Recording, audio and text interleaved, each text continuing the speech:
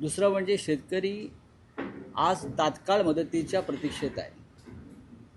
5-10 हजाराची मदत या परिस्थितीत ज्यांची घरंदारं वाहून गेलेली आहेत, संसार वाहून गेले, त्यांना तातडीची 5-10 हजाराची मदत ही थट्टा आहे.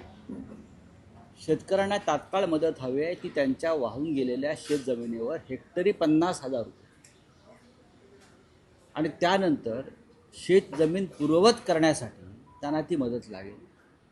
ती देण्याची तयारी मानसिकता मला राज्याच्या मुख्यमंत्र्यांची किंवा नेतृत्वाची दिसत नाही.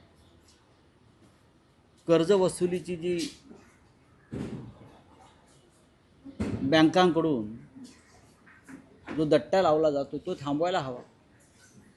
मुख्यमंत्री तो आधी देऊ शकतात. सहकारी बँका आहेत आणि जर सरकारकडे पैसे नसतील सहकारी बँकेत तर ज्या आपल्या कॅबिनेटमधल्या ज्या मंत्र्यांनी सहकारी बँकेचे घोटाळे केलेले आहेत, कोणी 70,000 कोटी, कोणी 10,000 कोटी, कोणी 5,000 कोटी, ते तात्काळ त्यांच्याकडनं वसूल करावे. शेतकऱ्यांकडून वसूल करण्यापेक्षा शिखर बँकांमध्ये किंवा इतर बँकांमध्ये ज्याने घोटाळे केलेले आहेत आणि हे तुमच्या कॅबिनेटमध्ये आहेत, आधी त्यांना नोटिसा पाठवा, मग शेतकऱ्यांना नोटिसा.